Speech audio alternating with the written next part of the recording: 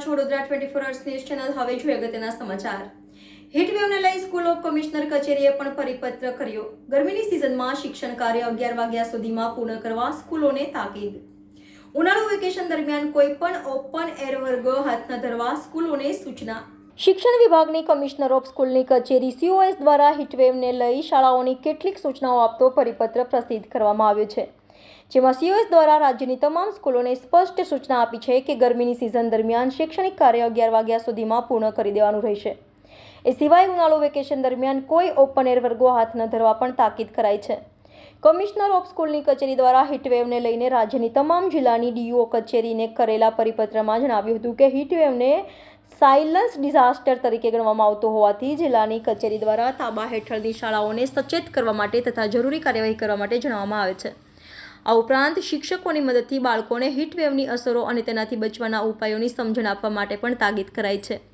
આ માટે પરિપત્રમાં સ્કૂલોએ કઈ કઈ તકેદારી રાખવી તે અંગે પણ સૂચનાઓ અપાઈ હતી, જેના અનુસંધાને રાજ્યની તમામ જિલ્લાની કચેરીઓ દ્વારા હીટવેવને લઈને પરિપત્રો જાહેર કરાયાનું જાણવા મળે છે. તમામ શાળાઓમાં શિક્ષકોની મદદથી બાળકોને હીટવેવ, તેનાથી થતી અસરો અને તેનાથી બચવાના ઉપાયો વિશે સમજણ આપવાની રહેશે.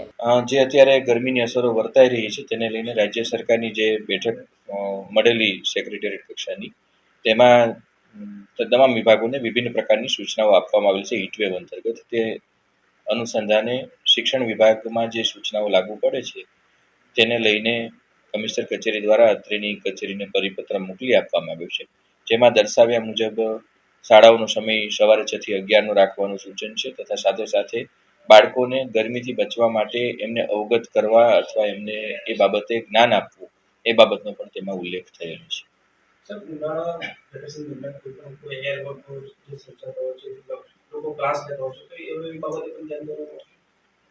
જે ખાનગી ક્લાસીસો છે એ વ્યક્તિગત વિષયો છે, એમાં એટેન્ડન્સનું કે એનું કંઈ મહત્વ ક્યાં કે તે નથી, એ વાલીની સંમતિથી એમાં વ્યક્તિગત વિષયો છે. શાળા વેકેશન દરમિયાન રજા જ હોય છે, ત્યારે વેકેશન દરમિયાન શાળા ચાલુ નથી રાખી શકાતી. એવા કોઈ કિસ્સા ધ્યાને આવશે તો કચેરી દ્વારા યથાયોગ્ય કાર્યવાહી કરવામાં આવશે. प्लेसमेंट्स प्लेसमेंट्स प्लेसमेंट्स आपको भी प्लेसमेंट्स चाहिए? चलिए दिलाता हूं.